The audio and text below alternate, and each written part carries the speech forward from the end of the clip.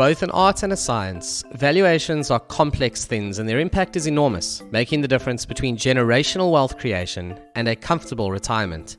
At bizval, we know how tough it is to grow and run a business, which is exactly why we've made valuations simpler. Whether you are using our online tool bizval Live or reaching out to us for a concierge offering where we spend more time on your numbers and your business and give you detailed feedback, you can be sure that the same techniques being used by professional investors are also being used by us. And with bizval Bootcamp, we will prepare you for those discussions with investors. Welcome to the bizval podcast.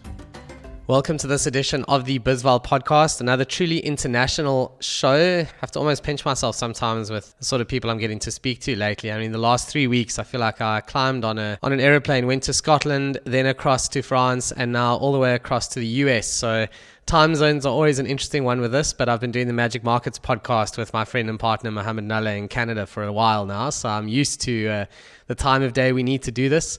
So welcome to my guest this week, Mike Finger from Exit Oasis. Mike, thank you so much for making time to join me this week on this bizval podcast. Yeah, great to be here. Looking forward to the conversation. Thank you. So I'm going to get straight into it, actually. There's a really interesting point in your bio. And I want to touch on that before we get to know you a bit better, because I think it says so much about the journey you've perhaps been on. You know, something I found on your website, and it talks about how you were 10 years into a business with 50 employees when you discovered what you had built was, in your words, unsellable. Now, that obviously must have been a pretty awful experience. I have a lot of experience advising founders who have kind of been in the same boat, to be honest with you. It's not a unique situation, as you well know. I think let's start there. What made your business unsellable? Because for some founders, that would truly just come as such a shock that a business of that size and that has been around for that long can't actually be sold. It was a huge shock for me. I thought I had done my homework. I remember reading an article that said a business like mine would commonly sell for 2 times revenue. And sure enough, I chased revenue. I thought I had done my homework. Why wasn't it sellable? All the greatest hits, not enough cash flow, too owner dependent, lack of a management team. It's almost as like I was unknowingly building a list of what not to do if you want to create a business you could sell. But it was a devastating experience for me at the time. I didn't know at the time it was also going to be a massive personal and professional pivot for me. But it was, I can remember sitting at my desk, hanging up the phone after having talked to the 3rd or 4th business broker who gave me the brush off, and I couldn't believe it. Because, of course, by that point, I was so burnt out, I couldn't see how I was going to do another day. But moving forward with the sale was just not an option. Yeah, it's not easier to build an unsellable business than to build a sellable one. It's not like you took the easy route and put your hands up and said, oh, damn, I can't sell this. That's not how this works. I can imagine the burnout. It must have been very tough. It was. And like I said, I want to give myself at least some credit to say I had done some homework. I thought I knew what I was doing, but as you alluded to earlier, like most owners, that I experienced what most owners do as it relates to learning about this topic. I reached what I thought was my exit point, only to learn that exiting wasn't going to happen. But a common experience for owners. Kudos to you for turning it into something else. I think that's brilliant. What industry was it in out of interest? Was it a tech business? No, it wasn't a tech business. Just when you said revenue multiple, I was just curious. Yeah, what was it? We provided back office management and compliance support to nonprofits, associations, and schools. So I had a number of accountants, professionals. The business itself was providing a good service, lots of good stuff there, which was, of course, what allowed me to change the business over the next several years and actually get to a point of exit. There was good stuff there, but so you did manage to sell it in the end. You actually had to go and... We did. Five years later, at that point, I took that journey myself. What have I done wrong? What does a business need to look like in order to be able to sell? And it was a deep dive into that trench for me, because I knew I couldn't just walk away. I knew that wasn't a viable option for me, so I had to figure out a path forward. Incredible. So I think let's take a big step back. You are in the US. I asked you earlier where you are, but I think some of these names are so interesting to a South African audience and everyone really, because you're not in the sort of standard San Francisco one and New York on the other. You're somewhere more interesting than that. So I'm going to ask you again, where in the US are you? I'm looking out your window there behind you, and there's a beautiful tree at least. I don't know how foresty it is back there, but it looks stunning. I'm in the upper Midwest. I'm in a state called Wisconsin, in the western part of the state, just outside of the Twin Cities of Minneapolis and St. Paul, Minnesota. So there we go. So out of interest, how vibrant is that market for selling a small business in the US? Because obviously from, a country like South Africa or smaller European markets or whatever the case may be, the US is just this juggernaut, right? The old joke is you only have to be big in one state and you have a big business by global standards.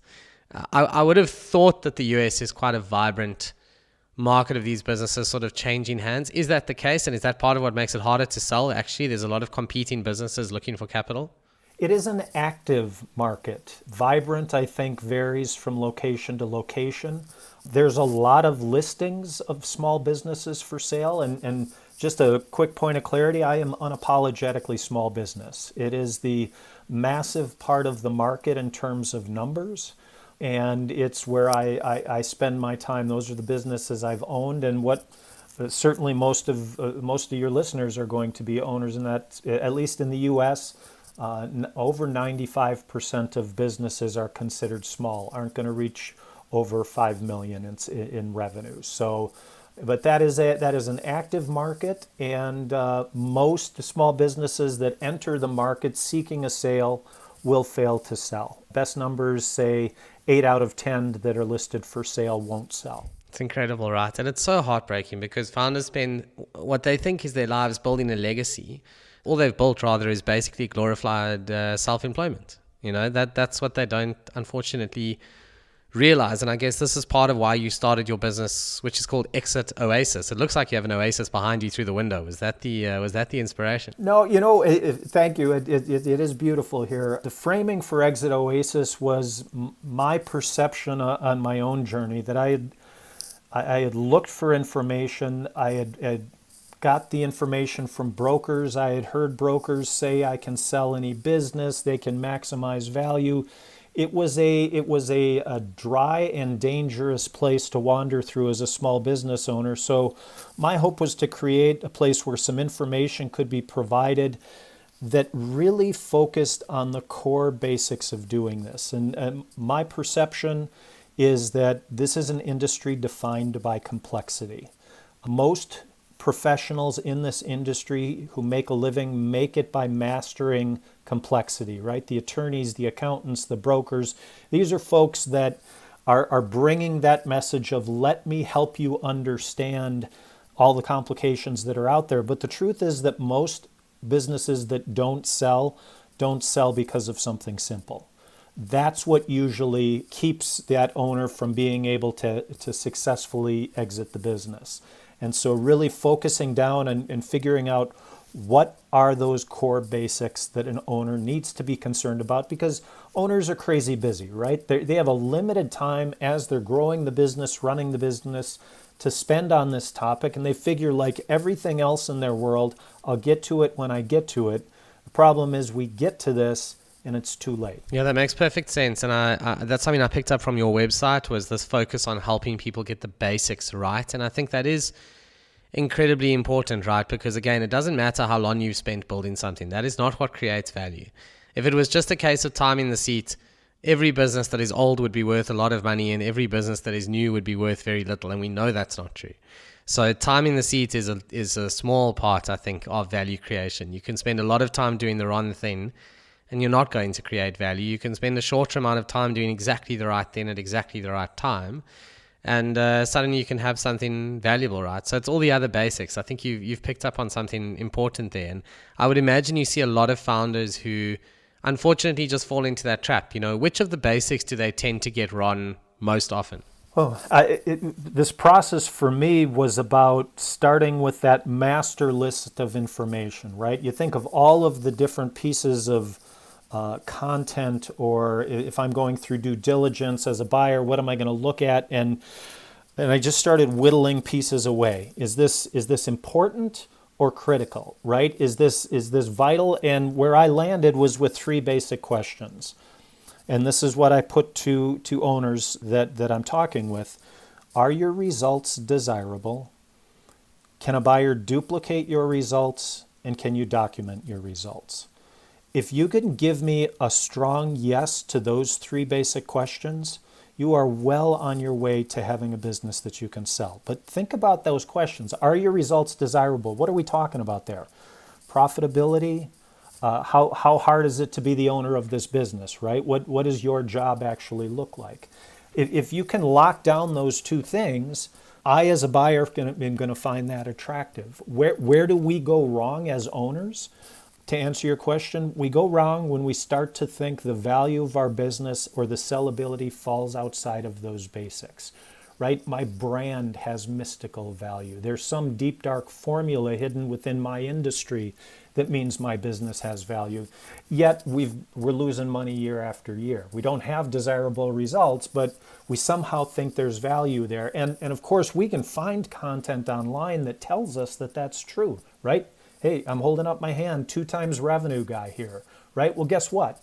Revenue is meaningless if you're not creating any cash flow for the owner. So it's that deep desire that so many of us have as owners, that the value and the opportunity in our business is somehow going to transcend the basics of ownability. And that's the simple truth, right? Ownability and sellability are the same thing. I meet a lot of owners who come to me because they're miserable. And I've got to ask them, listen, if your job sucks, why would somebody want to pay you for the opportunity to do it? That is such a great point. That's exactly right. Why would someone want to pay you $50,000 so that they can earn the salary they used to get without shelling out $50,000? Absolutely. That's 100% Absolutely. right. It's and I've had those conversations, right? You have the owner break down in tears because you've just explained to them that somebody would be better off going to work for less than minimum wage somewhere else, because that's what they're going to make if they come to you, and now they don't have to make a down payment to do it. It's just, we lose sight of the fact. We think value is different from what a buyer can afford to pay. And how does the buyer pay for it? I don't care about valuation personally. I'm not a valuation expert. I don't try to project valuation. What I try to get owners to do is look at how a buyer has to look at this business and go from there to the place. There's expertise in that value space. There are resources available, as you well know, to do that, but we've got to have that buyer's perspective when we look at that business. Yeah, that's absolutely right. So the way we look at it at bizval is we do a valuation based on what we think a financial buyer would be willing to pay. So that is someone who can put in a third party to manage the business. So whoever that third party is. And one of the key things we do when we value a business is what would that third party manager cost? So it doesn't matter what the founder is taking out of the business. Often they take out too much or too little. They hardly ever take out what they would actually pay someone else to do their job. And you've got to value a business based on that, right? Because that gives you an indication of, restaurants are the worst example. An owner managed restaurant, and the owner look at the profit my business is making and it's paying me the salary. Yes, but if you weren't there, you'd have to pay someone else to do the job you're currently doing, and what would actually be left at the end. And that is, just a very real example of what the value looks like. And people think this only happens in small businesses. I'm not sure if the concept of an SME is commonly used in the US, a small and medium enterprise. It's used a lot in South Africa. I'm guessing it's not a term that we invented by any means. It's used in the UK a lot too. And the point is, those businesses can get quite big and they can suffer from exactly the same problem. To your point, you can have 50 employees. It doesn't mean the equity is worth anything. And it's a really hard thing. I enjoyed your reference to the brand having mystical value. I mean, if anyone's brand should have mystical value, it's a ghost. And I'm well aware that that's just not how it happens. We have these discussions with people. We've had a few webinars at bizval where entrepreneurs will ask that exact question. But my brand, I've been operating on the same street corner for the past 40 years. Everyone knows I'm here. That comes through in your revenue, or it isn't valuable. It's a hard message, right? That's right, because otherwise all you've proven is that a business in this location that does this can't make any money, right? That's what you've proven to me. And the part that we forget as sellers, we are so all in on our business and focused on it, we forget that the buyer has choices. that while they're looking at your business, they're also looking at 17 other options. And guess what? The results over here are more desirable. Or I only got to work 45 hours a week over here, not the 75 that you're pulling in to get your meager earnings. I'm making a choice as a buyer. I am picking the life I want to lead. And if you're representing a miserable experience, I've got other choices. Something interesting is you very much talk from the perspective of a buyer who is an individual buying a business to move into and operate. Is that typically what you see in the US market? Because I suppose we see that in South Africa, and you'd see it in the UK as well. But it's just interesting because generally speaking, a lot of the entrepreneurs we speak to are looking to sell out to either small private equity funds or listed companies or family offices. Yes, it's occasionally an individual who wants to buy it and work in the business, but not that often actually down here. It sounds like that's almost the standard practice on that side. Is that correct? Or is that just what you generally work in? If you look at the sales in the US, the most common buyer is an individual who is going to go to work in the business. That is the most common buyer of the small business in the U.S. I can't speak for other markets, but my gut tells me, again, we keep in mind that for every one of those private equity sales, and if you look at private equity in the U.S., we're talking, 6, 7, 8,000 deals a year in total. There's 30 million businesses in the U.S. Well, guess what? That is a minuscule fraction of small business. And for them, of course, small business is 50, 100 million, right? They define small very different. So for every one of those deals that's happening, there's dozens of the small business owner who's got the person walking through the door who wants to replace them. And so and again, that messaging is prevalent out there, and it's part of what I believe corrupts the seller's perception of what's going to happen, right? I read about private equity. What do I read? What are their multiples, right? All of these things, and that doesn't apply to the average business. It just doesn't. And so that to me is part of the reason why taking that step back, when I went through this myself and looking and saying, what did I miss? Because I can see those articles that say those things, but the truth of the numbers is something very different. And small means different things in different markets, right? So I think you used a reference earlier. I think I heard you say up to $5 million revenue. Was that right? Correct. Yes. Yep. So, in South Africa, it's like 93 to 95% of businesses in the U.S. don't exceed that annually. Yes, which makes absolute sense because in South Africa, that's absolutely the case as well. So I guess here we're so used to, to give you a sense, the average sort of size business that we will typically value, the value, not the revenue, the actual value of the business will be somewhere between normally about 60 to 80 million Rand. So with the way the Rand is going, that's about $2. Now I'm obviously playing. It's not quite as bad as that. But, it's sort of $3 to $4.5 million, depending on where we are, as the value of the business. That's the sort of business size we deal with. But you're right, there are a lot of genuine SMEs that are much smaller that change hands, where I think a lot of the sort of business brokers tend to actually play. Those entrepreneurs don't actually get access to professional advice very easily, which I guess is the big gap in the market that you're hitting, right? It's to actually help those people, often the typical mom and pop shop, right? That's actually the space you're focusing on. Right, and 100% agree with what you just said, but keep in mind when we're talking about gap in the market, we're talking about almost the entire market, right? Because those are most owners, but you're right, the brokers, what are they doing? They're chasing up the line because it's actually easier to sell a slightly larger small business than it is to sell a truly small business. Yes, that is absolutely true. So it's really, really interesting insights, and it's so cool to learn about a different market entirely. The one thing I want to still ask you, we're running out of time, but a lot of those deal structures, out of interest, is there quite a long handover period from the existing owner to the new owner that gets baked into these contracts to try and create that sort of risk mitigation effect for the new buyer? We see that a lot in bigger deals, but I would imagine in the smaller deals, it's almost even more important because there isn't always another layer of management underneath that owner. Right. There's often a transition period where the exiting owner will give 3, 6, 12 months of consulting and support. There's often a seller financing portion.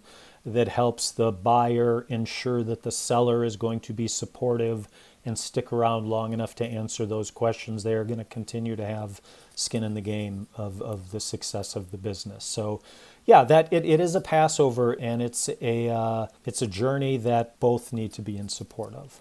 And is that something that you see as a nasty surprise for some of the sellers who you deal with? I mean, do people come to you and think, okay, Mike, I'm done with this business now, I'm tired. I'd like to be playing golf, this time next year, I am gone. And there's kind of this harsh reality that it's just not real life. Unless you've built something that is truly capable of operating without you, in which case you should be playing golf already. The reality is it's going to take longer than that, right? Because even if you get a quick sale, you're probably still going to have an earn-out period. You're going to have to stick around and do an orderly handover. And it's about 3 years maybe to properly let go from when they sort of start talking to you. Is that about right? It depends on the business, but yeah, there's almost always a journey through preparation and then listing and sale. And best estimates from brokers that I talk to now will give a 9 to 18 month journey just for the listing and sale part. And that assumes that the business is prepared and ready to sell. And so, yeah, most owners deal with this topic by waiting and failing. That is the most common experience that owners have with this. And if I can send any message to your listeners, it's spend just a little time. I tell owners, put a lunch period a month in your calendar where you're going to spend time on this topic. Read an article, go to YouTube, listen to a podcast, do something once a month for a half an hour where you're going to learn more about selling a business, exiting a business, what does a viable business look like. And then over time, you're going to see yourself start to get educated, and you're going to start to see yourself make slightly different business decisions along the way. And your business is going to end up in a very different place where you can actually answer yes to those 3 basic questions. I'll take it one step further and say every business owner should think about building something that can be sold one day, even if they don't want to. Because I think that if you're... Ownability is sellability. That's it. If you're building a business as though you're going to sell the thing, even if you think you never will, you're doing all the right stuff. And if you do ever change your mind, you've done all the right stuff already. You don't have to then start the process. So I think that's great advice, Mike. And I think we're pretty much out of time, but I want to thank you for your time on this podcast. To our bizval listeners who want to connect with you all the way over in the US, how do they find you? I know it's on LinkedIn rather than Twitter, but maybe you could just give some guidance on how people should reach out to you. Sure. The simple way, exitoasis.com is the website. You can check us out there. And as you mentioned, I'm very active on LinkedIn in this topic area, post daily. So yeah, love to connect with owners, and please reach out. Fantastic. Mike, thank you so much. That is Mike Finger from Exit Oasis on the bizval podcast. Mike, thank you. And to our listeners, join us again for more insights next time. Cheers.